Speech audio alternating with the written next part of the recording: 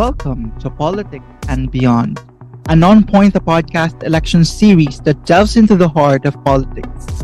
I'm excited to bring you insightful conversations with public officials and personalities. Together, we'll explore their opinions, analysis, plans, and aspirations for a better Philippines to empower the Filipino electorate for the upcoming national and local elections. So join me as we navigate through this crucial discussion right here on Politics and Beyond. And for this episode, we have a very special guest. Kanya pong iniaalok ang kanyang sarili, oras at karunungan para sa sambayan ng Pilipino ngayong halalan 2025. Everyone, please help me welcome dito sa Politics and Beyond, Mr.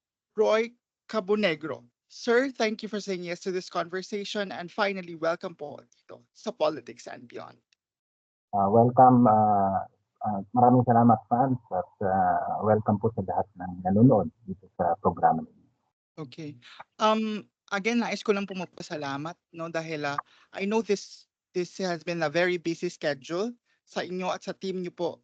Dahil iba po ang labanan, no, pag sa Senado. And thank you very much for squeezing us to your busy schedule at makausap kayo.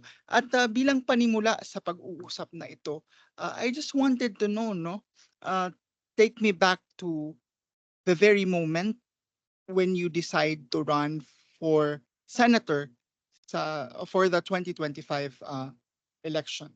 What was your turning point? Anong mga motivations behind it? Because I know for a fact that you ran in 2022, right?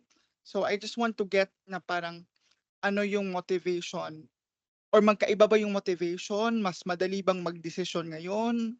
Or what were the considerations you made, no, to kasi hindi po madali from 2022 and then another fight for 2025. Actually, France, mas mahaba pa yung context yan, ano? Kasi sa mga ganitong desisyon, hindi naman yan ginagawa ng basta-basta lang. In that case, ang journey ko was more than 30 years. When I was younger, as a student, I active na ako sa environment. I was one of we were one of the earliest na mga active sa environment in college. Okay. I was the Rio Summit in 92, no? Okay. Delegate. And nag-organize kami ng mga student environmental groups when I came back. And eventually, that led to many works, mga environmental NGOs. And then eventually, in the party. So, hindi ito yung tipong after 22, nag-decide ka agad ng 25. No? Nakaplano yung aming ginagawa over the past 20 years. And we are simply following yung timeline. I think what's a more important question to us is really bakit? Kasi tayo talagang sinusundang schedule. Unfortunately, it is not a schedule of our own making. It is dahil tayo ang nagkukos ng problema. Pero yung sinusundan na natin, yung hinahabol na natin na schedule ngayon, ay hindi na yan batay sa atin. Humahabol na talaga ang humanity, no? And that timeline is 2050 or yung point of no return sa runaway climate. So if we are to make any difference for the next generation, we have to do something in the next more than 20 years. Okay. And if it's not the action of the state or if it's not political action, it's not enough because of the extent of the problem. So many environmentalists like me are moving politics. Okay. And goal has always been, over the past several years, green government by 2030 and a green president, starting with a green president by 2028. So yung pagtakbo ko is like a precursor to determine and establish a green vote by 2030. And 20 years hence from that, to make a difference sa ating bansa so that we contribute to the global movement of avoiding disaster for humanity. Okay. I just want to backtrack a little bit again, no? Kasi parang I don't know if you agree with this, but to my observation, basta usaping environment, I think it's hard, parang ang hirap kumbaga ilagay sa conscience ng Filipino voters or Filipinos in general. How do you make this na or the conversation about taking care of our environment, no, to the very least, how do you put this in the consciousness of our Filipino voters? Dahil to me, no, it's very hard na kumbaga to put this in their consciousness, siguro dahil uh, malayo sa bituka, if I were to put it in that. But how do you make these issues, shall I say, relevant to our Filipino voters na kailangan na talaga? How do you make this issue digestible? Well, unang-una, France, 84% of Filipinos, according to Mhm. studies, are aware of the problem. Mhm. Yung huling survey, dun sa top 10 na mga issues ng mga botante, ay Mhm. nasa number 5 siya. So it is not entirely true na wala siya sa frame of mind, Mhm. both society as a whole, yung sa atin, sa Pilipinas, and sa voters. Siguro Mhm. ang mas na kailangan gawin siya doon sa top 4 na issues, Mhm. or the number one issue for most voters, particularly yung voters that matter, yung C, D, and E. Yan yung bulk, and generationally, that's the 65% millennials and Gen Z. So magkaiba yan eh. Economic, GP, and E, Mhm. that matters. And within that, the young people, the younger generation. Now, when you try to look at that, yung number one concern nila is, dahil nga sa karamihan sa kanila, katatapos lang, or nagtatrabaho na, no? Starting their years, starting their young family, ay trabaho at negosyo, yung pagkakakitaan yung una.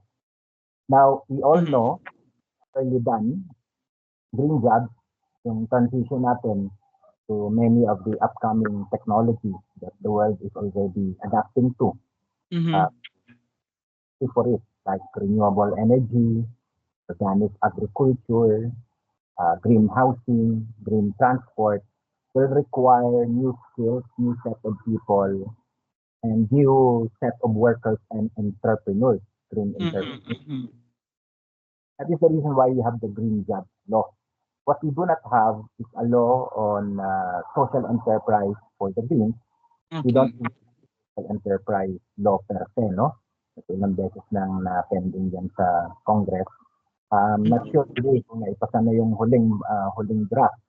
But a particular law on enterprises for environmental related enterprises, dun sa tinatawag nilang just transition, yung mangyayaring shift sa ating sa technology and systems, ay yun ang ilan sa kakulangan sa pagsasabata. So Mhm. that's kailangan ipaunawa sa mga botante na ang pagboto ng green is actually pagboto sa mas maraming trabaho at Mhm. mas negosyo. Yun Okay. nga lang, hindi basta-basta trabaho at negosyo. Ito yung mga makakalikasang trabaho at makakalikasang negosyo. Circular economic, which means hindi masyadong polluted, or minsan kung talagang closed loop ay zero waste talaga yan, no? It can be done. These are new technologies, new enterprises, which means also uh, tamang-tama yung mga new set of skills and new set of values ng mga younger generation or the Gen Z and millennials. Okay. Number 2, dagdag ko lang, France, Okay. yung no, at least ma-cover natin yung top 3. No? Yung pangalawa is presyo. Mhm. Presyo. No? Mataas ang ating inflation, lalo na sa food. Now, we all know that organic food or Okay. sustainable agriculture is relatively cheaper Mhm. kung suportahan ng gobyerno. At kung ang policy natin is binibili yung sarili nating napoproduce. Ngayon kasi, food security tayo, basta nabibili lang. So, Mhm. importation, 80% ng ating importation, mataas, no, sa pagkain. Okay. Kaya, nag-work. Pero, had that not been our system, if Mhm. this was actually made by law and by program, actually, organic food or food from sustainable agriculture, it would be cheaper kasi walang masyadong input yan. At yan ay kayang gawin ng ating mga small farmers. Pero sir, when you say organic food or parang we transition to organic food, does this mean na parang start, kumbaga, in as little as starting to grow your own food in your own garden, no? Or parang sa backyard ninyo, would that translate to transition to organic food niya? Yung simpleng pagtatanim ba ng sa ating mga sari-sariling bahay, would that constitute? At building it from existing program. Mhm, Kasi mhm. mga existing program ang DILG, ang DepEd, ang CHED, and many others, DSWD even, na patungo dyan. In fact, DOLE din ata, meron na. Mhm, Itong, ang dilemma lang dyan kasi, sporadic kasi yung program. It's not really mhm. sufficient food production, but merely to create models. Parang Mhm. campus greening, di ba? Ang dami nating in-invest sa campus greening. Pero campus greening is only good kung may extend siya sa community. Pero kung naiiwan lang siya sa Okay. not much impact ang mangyayari dyan. So, ganun din ito. So, kung large scale yan, at driven by a law that requires food production na self-sufficient, hindi Mhm, import, mapipilitan tayo. At mhm. kailangan mong dugtungan yung mga funding, hindi naman pwedeng kanya-kanya. It has to be funded by the state. So yung hands-off policy nila, privatization sa mga industriya tulad ng sa pagkain, agrikultura, hindi pwede yan. So you have to amend it. Mhm. There are so many, madaling sabihin yan, Franz. Kung gusto mo lang mag-model-model, magpakita na pwede, to feel good about it, ikaw mismo gusto mo, but to feed the country, it takes more than that. It Okay. takes program, budget, and many amendments of law. Okay. Kasi dito sa profile ni sir, meron siyang yung mga agenda, mga 15-point agenda ay naka-cluster into 3, no? At least dito po sa binigay ninyo sa amin, sa team namin. I just want to go over to some of the no, to at least you can educate us perhaps, or at least really go over, no? Dito po sa may nakalagay po dito is sa health, no? Health and services and incentive for 2 child per couple with, I mean, do you like 2 child, I mean, ano ba ito? 2 child policy, or do we need to encourage na pag, how do you intend to do this, or to parang na again, to ipasok to sa kamalayan ng Pilipino, no, na we have to do a 2 child policy when in our culture we are simply taught, no, or at least programmed na kung mas maraming anak ay blessing, no? How do you intend to do that, or how do you reconcile that culture per se? Actually, hindi na kultura yan, Franz. Mali. Okay. Yung ganyan, yan yung narinig natin sa mga lola natin. Siguro, Mhm. Mhm. lola mo. Pero hindi na yan totoo. Kasi Mhm. bumaba tayo from 6 to 2.1 in a Okay. matter of 4 generations. Mhm. Tayo. What we are aiming is a more sustainable population rate, which is exactly 2. Yung 1.5, yung mas mababa pa sa 2, medyo delikado yan in a sense because mapupunta tayo dun sa trap na aging population. Kasi we're also starting age and our Mhm. social research is not that good. So hindi kakayanin ng mga mas bata na fully talagang heavily subsidize yung mas dadaming nakatatanda. Okay. Pangalawa, you can only optimize on a population na mas maraming kabataan kung nabibigyan mo ng tamang hanap buhay, walang underemployment o very low yung underemployment mo, at pagninegosyo, subsidies sa mga ganitong enterprises, ang mga kabataan, in short, youth employment or youth job. Okay. Kaya kung hindi mo magawa yon, which currently are not able to, or not fully, ganda na bumaba ka ng diyan. So, the objective is really to may kapalit ka lang. Yung ikaw, at asawa mo, partner mo, may papalit sa inyo sa bawat isa. And one way to do it humanely, to reduce that, is to promote more adoption. Kasi, sino bang may sabi na kailangan biologically anak mo? Kasi it solves two purpose, no? Mataas din kasi ang adoption rate natin kasi mataas ang ating teenage pregnancy rate. Okay. Diba? So, what happens to that? Kung tinuloy at naghihirap yung mga single parents, particularly single mother, hirap ang buhay nila. At pero, pwede rin kasi, marami rin kasi sa kanila gini-give up yan. In fact, that could actually be an option for many of them, no? I-give up pansamantala, balikan na lang pag kaya nila.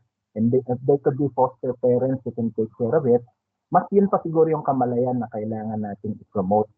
But there is mainly to reduce population without coercive policy. Yung sinasabi mo kasi social policy, kaya parang masakit pakinggan. Kasi ang naaalala ko sa China. Yes. No? Chinese policy was very destructive kasi coercive siya. We are not at all promoting a coercive form. Kaya nga yung mainly reducing population rate by way of promoting adoption, non-biological children, or the state will take care of these children. Yan, pinaka-radical na idea yan. Which means, heavily, improve natin yung ating mga state institution, ng orphanages and other, yung mga foster care, or temporary or permanent foster parent system. Ngayon kasi nakakahiya dahil mas mataas pa ata yung bilang ng mga ina-adapt na foreigners, ng mga foreigners natin. So kailangan na, yun ang kultura na kailangan biyakin, na we have to take care of our children broadly as a society. If we take care of our elderly, why aren't we taking care of the younger ones? So di ba, medyo mali yun we are a caring society. Pero just to say, no, I don't want to be overly romanticizing about this. At the end of the day, itong maraming younger population, yan yung ating incentive ngayon kasi mataas ang ating younger population. Can only be good for us demographically sa development kung nabibigyan nga natin ng maayos na trabaho. So it's not enough na sustainable ang bilang mo. You have to be able to optimize on your younger generation. Okay. Dito naman tayo sa, again, sa platform mo pala, no, sa 15-point agenda. I just wanted to, a 100% shift to renewable energy by 2040. Malayo-layo pa ito, but I just want to read to you an article. Kasi parang, in this article, they have, parang nakita nila yung downside ng transition to renewable energy, particularly sa mga solar panels, ganyan. Ang nandito po sa article na ito, sir, this was dated May 19, 2024. Ang nandito po sa article na ito ay renewable energy requires large quantities of minerals which are sourced from mineral-rich countries such as the Philippines. At ang tinutukoy dito ng mga mineral is nickel and other minerals. Now, my question to you is, as an environmentalist, no, or eco warrior, I call you that, mga eco warriors or eco protector. How do you reconcile na parang the products na mga ginagawa or the raw materials na ginagamit para mabuo ang isang solar panels, let's say, are nickels, no? As mentioned in these articles. How do you're mining these nickels and then you're transitioning to renewable energy? And then how do we protect the environment by doing such, no? I mean, how do you reconcile those na parang nagmimina ka ng nickel and then you're transitioning to renewable energy?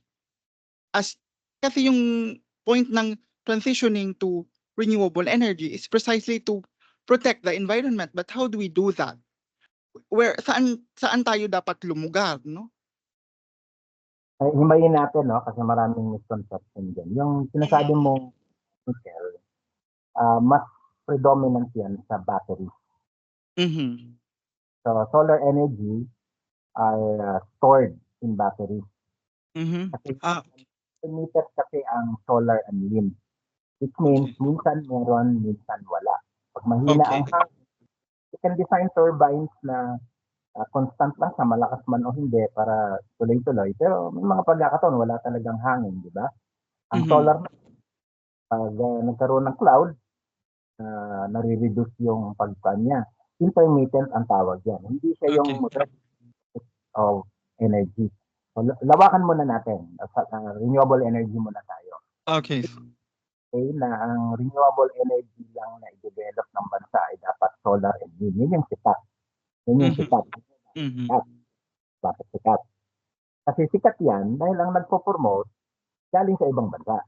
Okay. Anong binigyan nila sa atin? Yung mga luma nilang technology. Yung mga sinasabi mo na problematic na solar panel, nagiging polluted, or the use of nickel in your case. Pero Mm. na yung mismong solar panel actually destroys environment, no? Kasi unang-una, silica yan eh.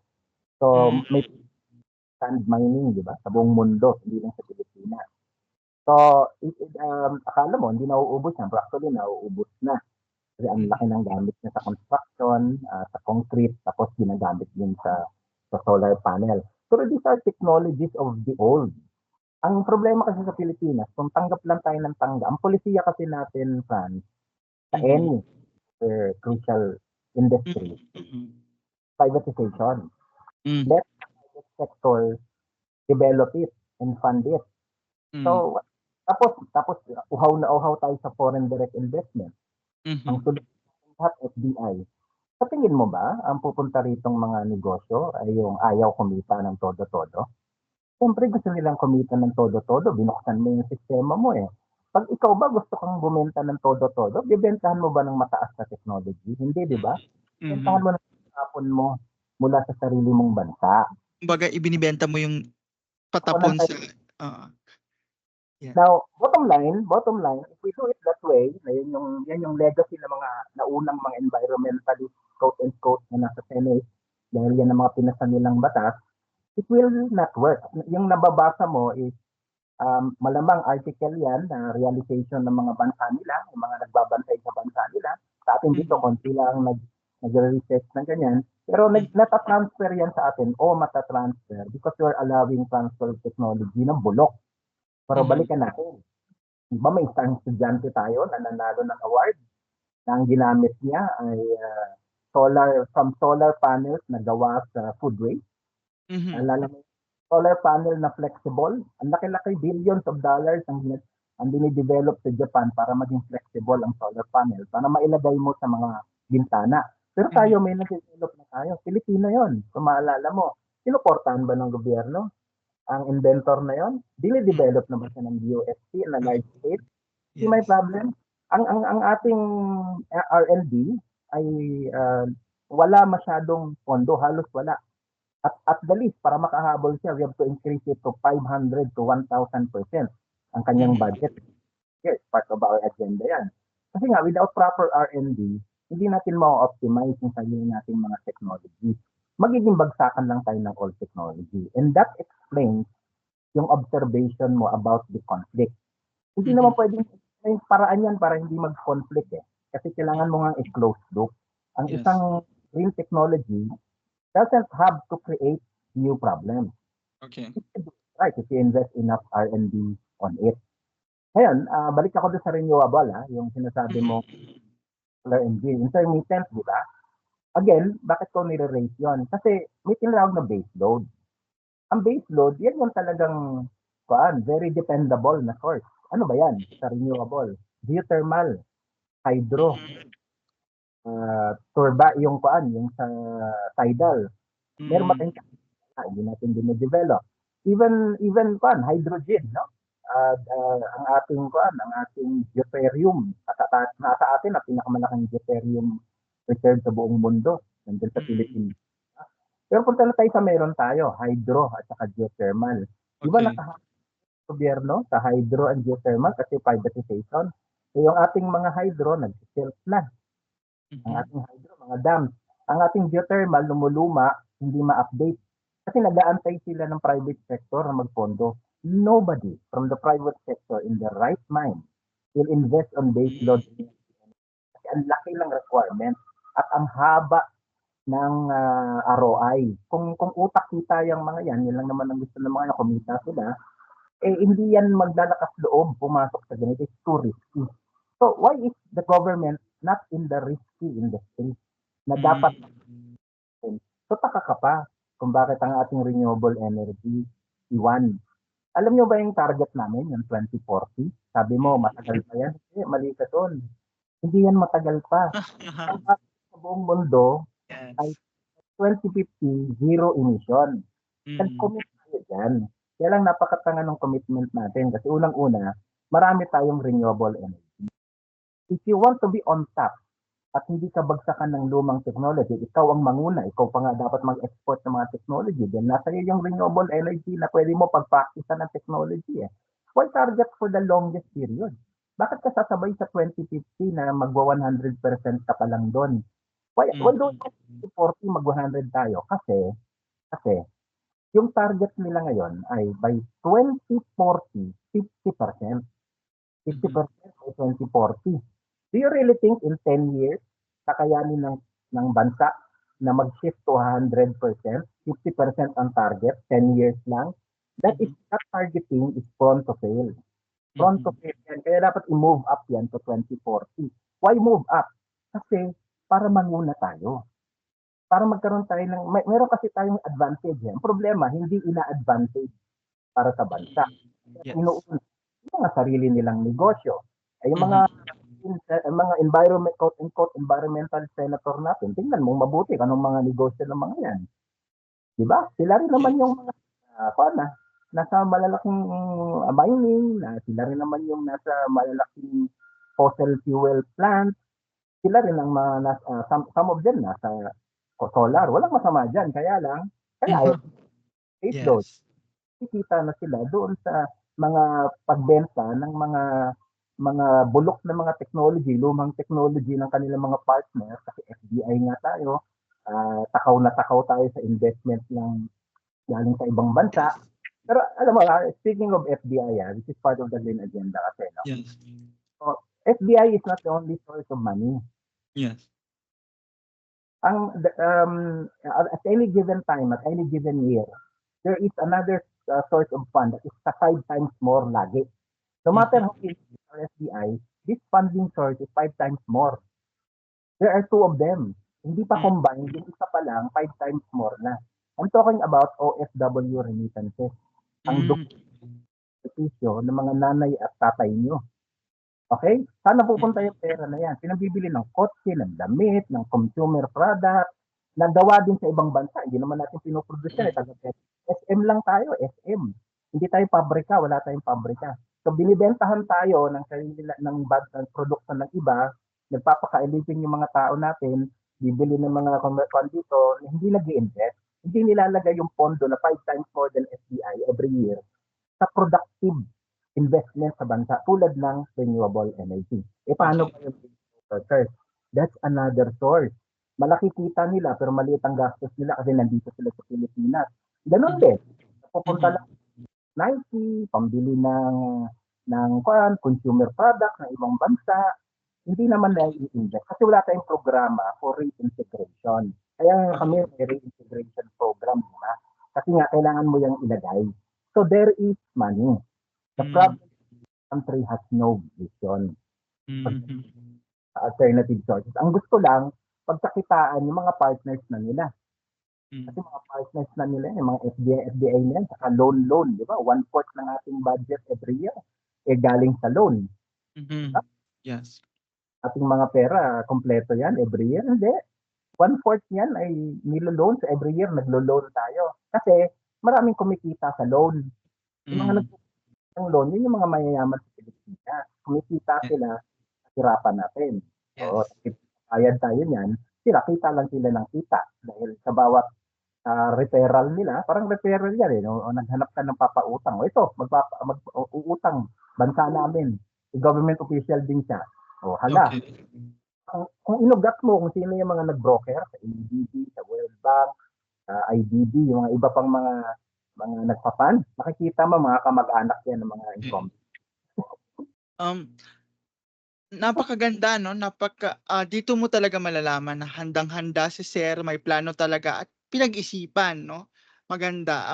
Well, I just wanted to say that kasi dito mo talaga nakikita kung the experience, hindi mo talaga you cannot discount yung experience ni sir at sa kagustuhan niya talagang, to really make a difference in our policies 'no, but uh, let's be realistic here, sir, that ang labanan dito sa atin ay, money and then awareness, no? Dahil same names nga, you have to boost your awareness, you have to like, minsan nga, yung term nila is ipinamudmud na yung mga pera and all. How do you combat this, sir? And siguraduhin na talagang this time, you will get in the Senate. But I ran in 1992 with only 120,000, zero from my own pocket because Mhm. all naniniwala ako, pinanindigan ko na kung ako kandidato, dapat pondohan ako ng iba. Yung Mhm. naniniwala. Hindi ako maglalabas ng kusing. Kasi pag Mhm. naglabas, unang-una, nung time na yun, wala din akong ilalabas. Pangalawa, kahit man meron, ay labag siya sa aking prinsipyo. Kasi kung Mhm. binibili mo ang pagtakbo mo, babawiin mo lang din yan. Whereas, kung Mhm. ang utang na loob ko ay nandun sa mga nag-abot, nagbigay, ng mga mamamayan at kasama natin, pwede nila akong singilin ng direkta. Okay, so I got almost 900,000 votes. That is Hmm. bad. That is not so bad. But you need about 17 million to win. Okay? Mhm. Number 10, 11, 12. 17 million ang kailangan. Can I move from 900,000 to 17 million in 2 months' time? It is not impossible. Pero kailangan kong makaikot. So, Mhm. ikaw, Franz, dahil naglakas loob ka na bigyan ako ng ganitong panahon, isa ka sa naniniwala. Hindi mo naman gagawin to kung hindi ka naniniwala. Mhm. Naniniwala. Pero kailangan pa tayong maraming abutin. So, sa mga Mhm. makakanood ko nito, isa lang po ang masasabi ko. Huwag ako ang sisihin nyo kung hindi ako mananalo. Sisihin nyo ang sarili nyo. Eh, hindi kayo nag-ambag sa Mhm. aming hindi lang naman ako mag-isa na mga alternatibong kandidato, marami. Ngayon, Mhm. at aasa ka na magbabago, aba, sorry for the word, tanga ka. Kasi walang magbabago kung hindi ka mag... Mhm. I'm not just talking about money. I'm talking Mhm. my own poster, ilagay sa sarili mong bahay. Alam mo, yung 3x5, 3x5 ba? Ano ba yung limit ng poster? Para lang yan sa mga nakalagay sa labas ng bahay. Yun, Mhm. kahit buong bahay mo pa ang lagyan mo ng poster, at yung laki ng buong bahay mo, pwede, kasi sarili mong bahay yun. Kaya nga nauso yung mga murals, di ba? Kasi Mhm. walang mural, kasi sarili mong property yun eh. Mas Mhm. malalaki. Ito magagawa actually kung talagang gusto mo. Hindi mo kung talagang naniniwala ka sa kandidato na yun, abay mag-ambag ka ngayong eleksyon. Kasi Mhm. kung hindi po, wala po talagang mangyayari. So meron kaming plano. Meron naman kaming nilatag na plano. Hindi kailangan ng 100 million. By the way, no, I just want to inform, to educate the public. Na Mhm. isang tatakbo na may partido tulad ko, ay pwede lang gumastos ng 3 pesos per candidate. So, Hmm. 180,000. So, kung may kilala kayong politiko na gumagastos ng beyond 180 million, na siya ay, siya ay may partido at siya ay tumatakbong senador, he or she is already violating the law. Hanggang 100. Okay. Pero, even that, sa tingin ko is too much. I think we can win. I think we can win with only as little as 3 to 5 million. There is a way. Kalatag yan sa aming plano. Ang tanong, marireach ba namin yung fundraising na 3 to 5 million? Na, Mhm. nasa sa inyo po yan kasi naka-out na sa amin ang aming plano. Mayroon ng almost more than 5,000 volunteers na naka-ready.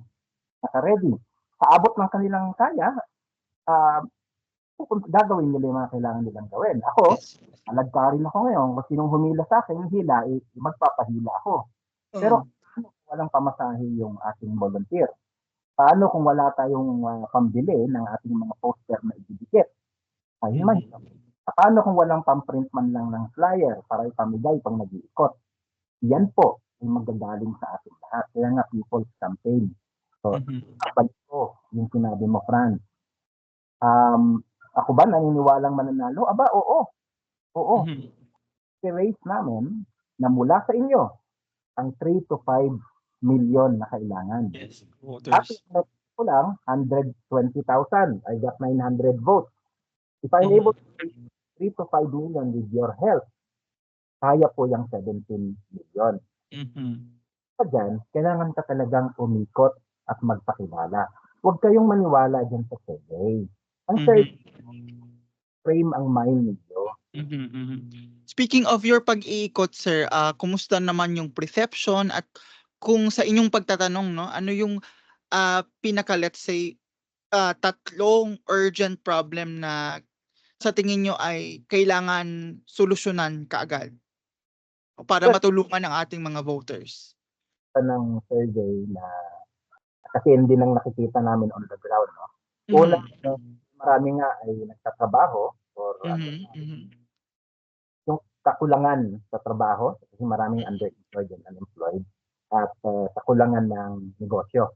Kaya nga ang makakalikasang mga programa ay nag-create ng bagong mga trabaho at bagong industriya siya. Okay. Paano ay presyo.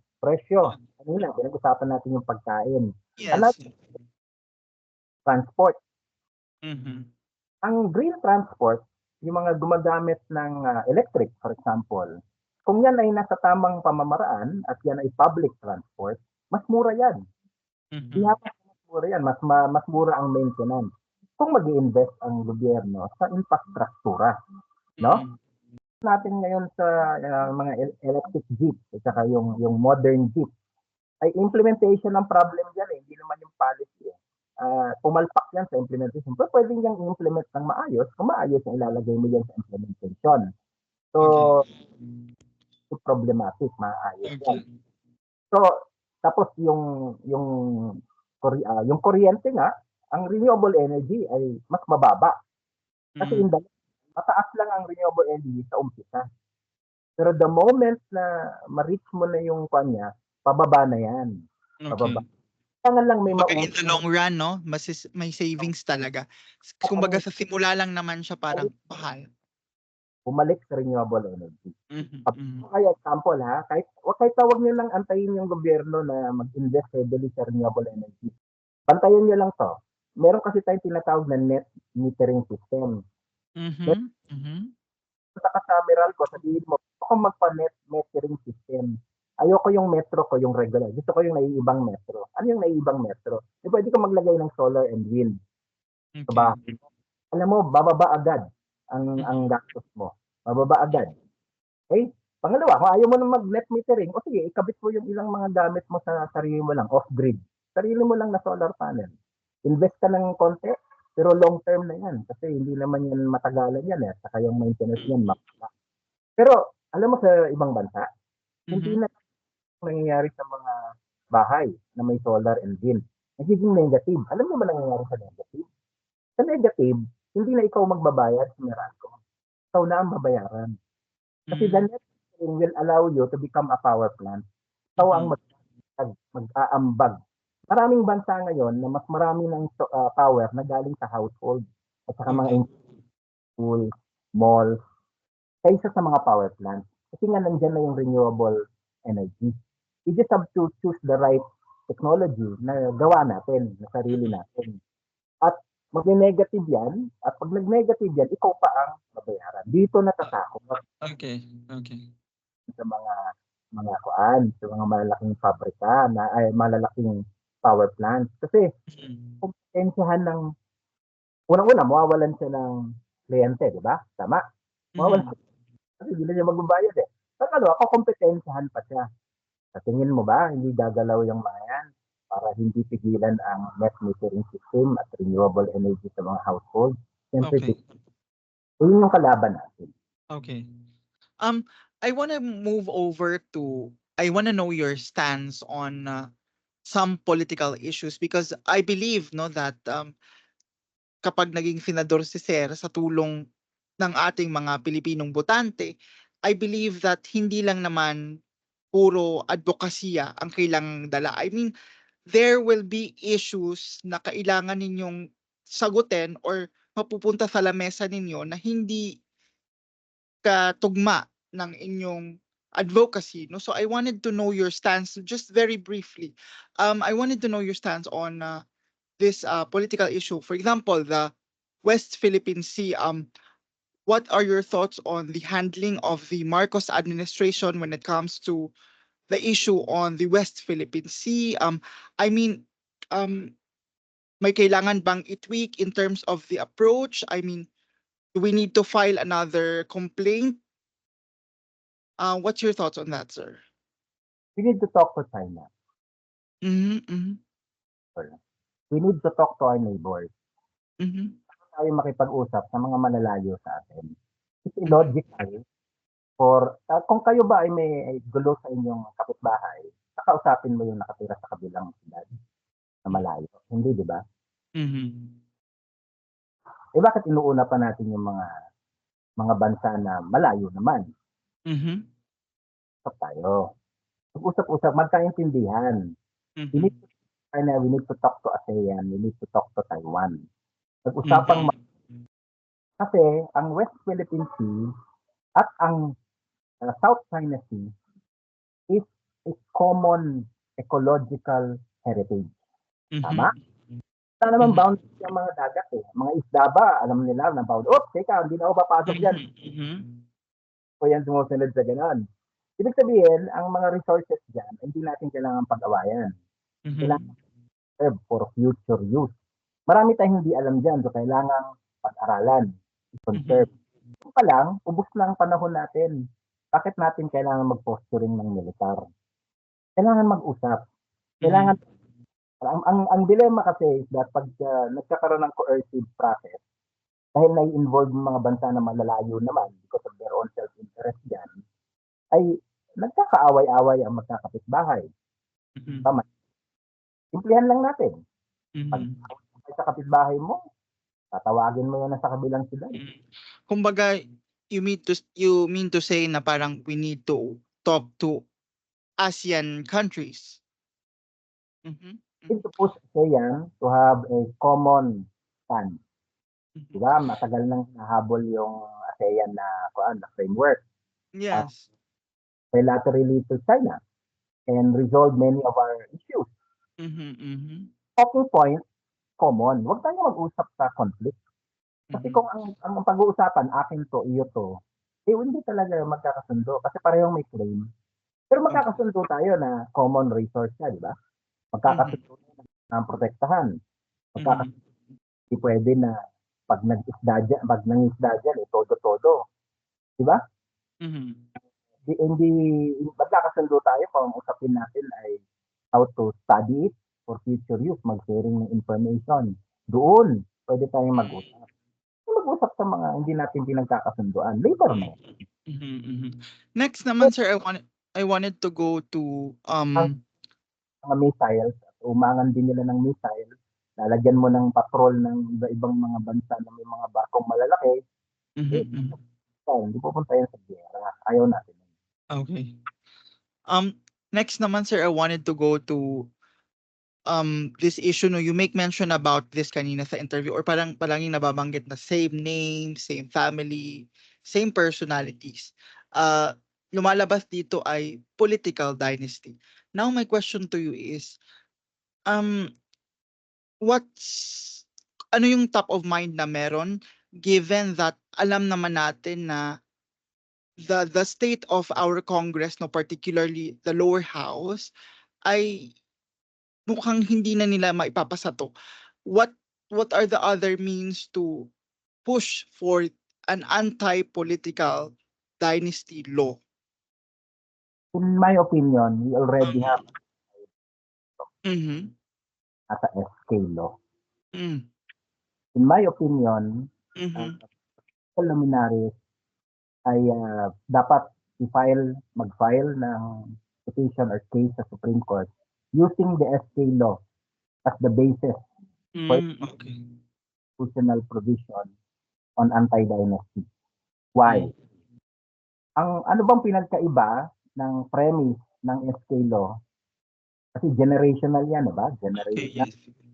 Younger lang sila. Is there a difference sa younger and older? Mhm. Bakit merong anti-dynasty law sa SK? Bakit nila nakayanang mhm, mhm.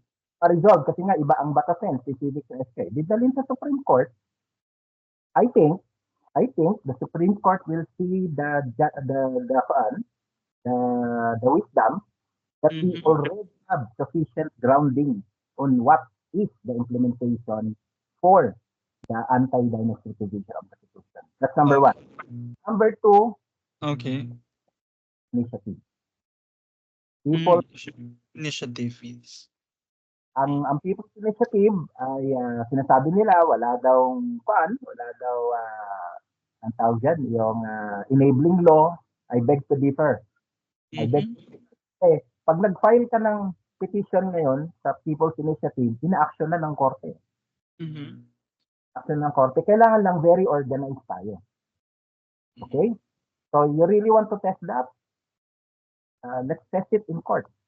Supreme Court, using the SK law. Pangatlo, ay ngayong eleksyon, mag-elect kayo. Unang-una, huwag na kayo mag-elect ng dynasty. Yes, correct. Yes. Galing po sila, kahit na magaling sila, at kahit na magaling sila, wala silang karapatan. Mhm. At sa konstitusyon, bawal. Sobra-sobra na yun. 73% fat dynasty. Mhm, Diba? Yung dalawang tumatakbong senador ngayon, meron pa silang 5 na kamag-anak na incumbent. Yes, yes. Pa kayo nasusuka? Mm. Iboboto nyo pa ba yun?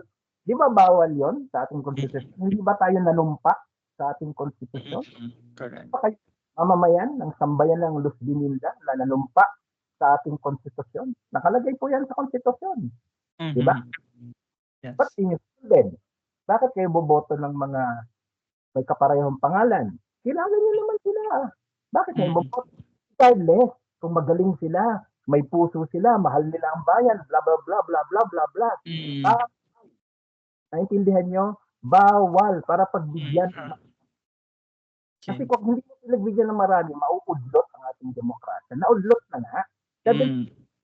Ay naudlot na. Anong epekto? Udlot lahat. Economic, physical, udlot. Kasi bakit nila pagbibigyan yung ibang economic?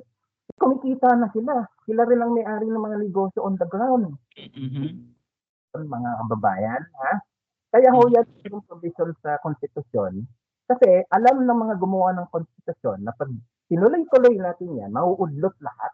Hindi lang political, economic, social, cultural. Sino mo, baog na baog tayo ngayon. Walang kabuhay-buhay ang ating politika. Okay. Kasi kung sila na lang, hindi ka na nga naghahanap eh. Sila, karamihan ng 66 na senatorial. Ako, kilala nyo. Diba? Siguro kung mapapanood nyo ito, makikilala nyo. Pero sinikilala nyo ba yung iba?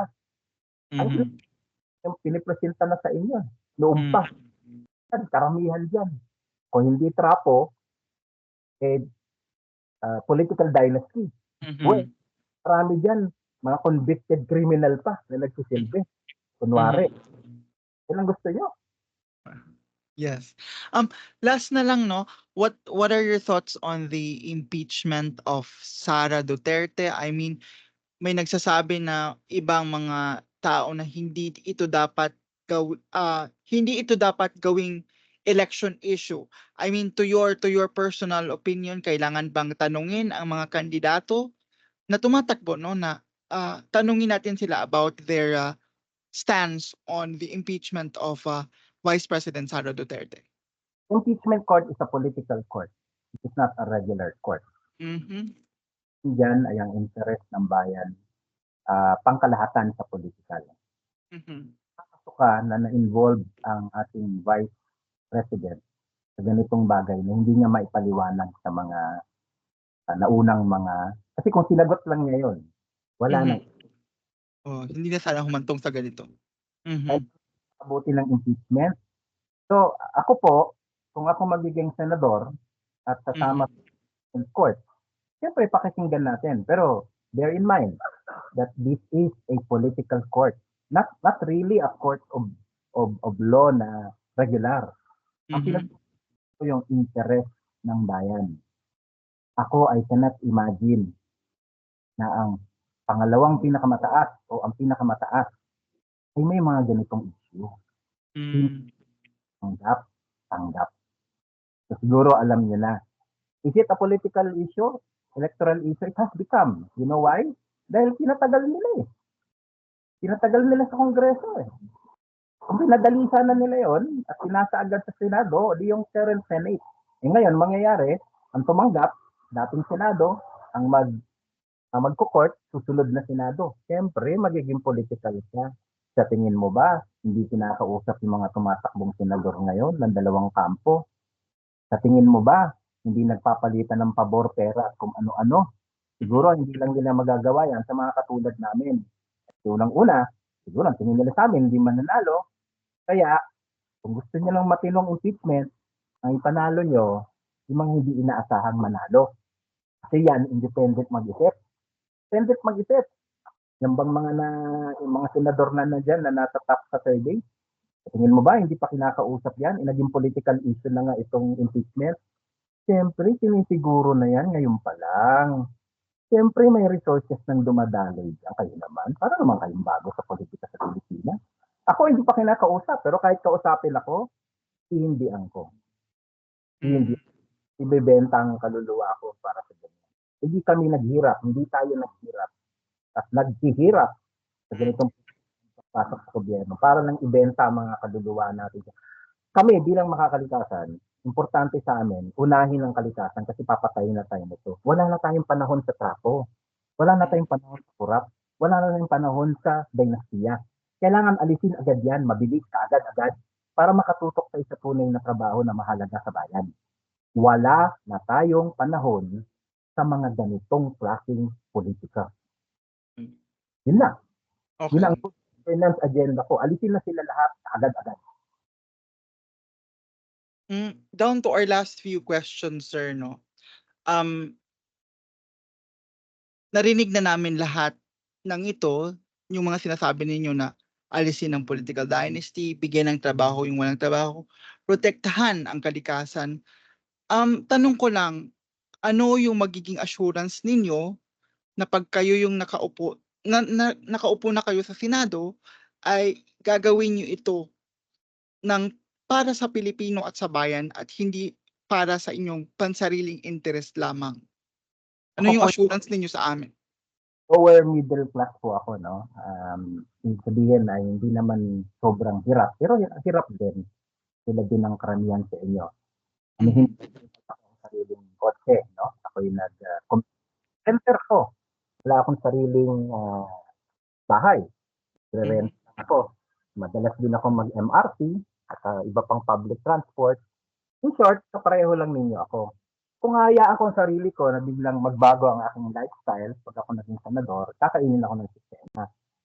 So, ganito po ang deal natin, no? Ganito ang deal natin. Kailangan ko lang sumweldo na mabubuhay ko ng maayos ang aking pamilya. The rest, Mhm. the rest ng sweldo ko, dahil sobra-sobra naman yung sweldo ng mga senador at mga allowances, hindi ko yan kukunin. Ilalaan ko yan sa isang foundation siguro, i-donate ko para mas makatulong. Mhm. Para sa akin, para makatulong sa iba pang mga programa na hindi kailangan dumaan sa government. Bakit ko gagawin ito? Bakit hindi ko kukunin yung mga perks? Kasi ayoko pong magbago ang aking lifestyle. Mhm. So, siguro, bibigyan ka ng sasakyan, may magdadrive sa'yo, pero after 5, huwag ka nang magpa-drive ng driver, pauwiin mo na yung driver mo. May pamilya yun. Di ba? Hindi naman kailangan lagi nag-overtime yung driver. O di mamamatahin na lang ako pa uwi. So, isa yan. Pangalawa, ang aking pong opisina ay lalagyan ng CCTV, lahat ng anggulo. Okay? Mhm. lahat ng transaction ko sa opisina ko o mga opisina. Okay? Naka-CCTV live broadcast. Naka-live broadcast. Yeah. Gets nyo? Wala akong gagawing meeting sa labas ng opisina. Papayagang meeting ng kahit sino sa mga staff ko. Pag ginawa na yan, tanggal agad, walang paliwanag. Ha? Tanggal agad, walang paliwanag. Kailangan lahat ng transaksyon sa opisina para mapatid. Okay? So magiging parang Big Brother.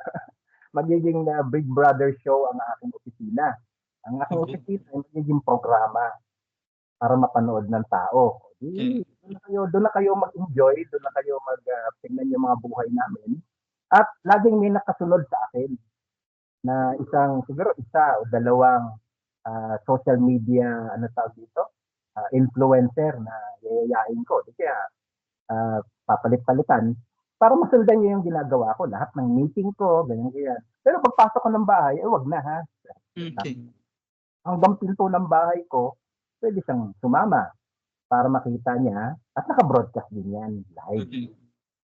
So willing ako na ang buhay ko ay maging ganyang kabukas para makita ninyo.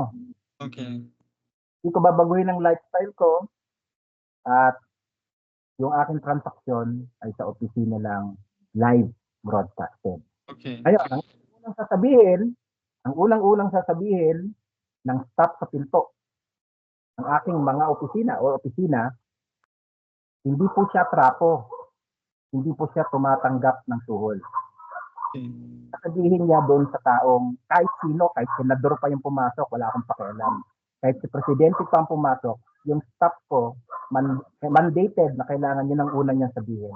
Si senator po ay hindi tumatanggap ng suhol. Hindi mantra sa lahat ng staff para maalala namin. Okay. Bilang pagtatapos sa pag-uusap na ito, ganito yung tanong natin. Bakit si Roy Cabonegro ang karapat-dapat na ihalal na senador ngayong 2025 at bakit kalikasan naman ang kailangan ipanalo sa Senado ngayong 2025? Alam niyo po, by 2050, which is just 3 to 5 generations from now, pag hindi ho naayos ng mundo ang problema natin sa climate change, sa iba pang environmental issue, point of no return. Hindi na ho natin maayos. 100 million deaths per year. Tao yan ha, tao, hindi hayop, tao. Mas marami sa hayop ang mapapatay. Kasi apex tayo, nasa dulo tayo. Pero tayo ay mamamatay. Papatayin tayo ng problema natin. Uunahin lang yung mahihirap kaysa mayayaman. Kasi yung mayayaman, makakatakbo sa ibang lugar. Ang mahihirap, hindi. Okay, yan po ang problema natin. Yan ang kailangan natin solusyonan. We have 20 years. But we need a green government by 2030. Kasi hindi ko kaya na action. So, ang ibig sabihin yan, we have until 2028. Dahil presidential system tayo, ang kapangyarihan nakakonsentrate sa presidente, we need a green president by 2028. Nagsabi na ako sa mga potential na green president ngayon pa lang. Mga kilala ko, kinakausap kong personal, by the way, tinatanong ko, tatakbo ka ba? Green president ka ba? Kung tatakbo ka at green president ka, nasa iyo ang suporta namin. Kung hindi, kakalabanin ka namin. Po kaming choice. Kailangan ninyong maunawaan. Tulad ninyo, wala kaming choice. Kundi tumakbo at tumakbo hanggang manalo. Magkaroon tayo ng green government by 2030. Because we have 20 years to fix everything. 20 years na matino. Kailangan from now till 2030, ubusin na lahat ng trapo, ubusin na lahat ng korap, ubusin na lahat ng mga kriminal sa gobyerno, ubusin na lahat ng dinastiya. Bakit? Wala akong galit sa kanila. Wala akong pakialam sa kanila. Ang galit ko lang, kasi nagsasayang tayo ng oras. Okay? Iboto nyo ako dahil nararamdaman nyo ang problema. Lalala pa po ang problema. Alam niyo yan. At hindi kami nagkakamali sa aming mga prediksyon. Lahat ng sinabi namin 20 years ago, nagkatotoo. Mas malala pa nga. Hindi nyo ba kami pagkakatiwalaan? Di ba kami rin yung nagsabi 20 years ago na magkakaroon tayo ng problema? Hindi tayo nakinig, di ba? O ngayon, ang siyensya, mga scientifico, pareho ang sinasabi sa mga nasa relihiyon, mga state-based. Nagtutugma na ngayon ang sinasabi ng simbahan, mga simbahan, at mga scientifico. Ang hindi nakikinig ay ang politiko. Tama? O sino ba ang nagpapasok sa mga politiko? Di ba kayo? Di ba kayo kasama sa mga simbahan na yan? Di ba kayo ay kasama sa mga organisasyon na naniniwala sa scientificong pamamaraan na yan? Di ba nag-aaral kayo? Oh, bakit hindi ipipilit ang isang sektor na ayaw makinig? Ang tanga na lang po sa usapin ng environment ay mga politiko. Kasi sa sobrang nilang pagpapayaman sa sarili, nakakalimutan nila kung anong tunay na problema. Ang tunay at pinakamalaking problema ng ating current na henerasyon ay kalikasan.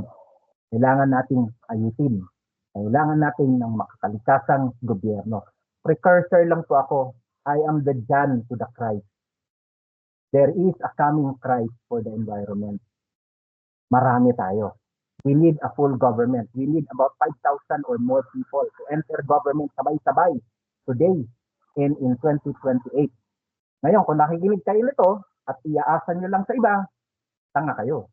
Kayo mismo, kailangan tumakbo sa barangay election, barn election, next local and national election, 2025, 2026, at 2028. Ang dami sa election, di ba?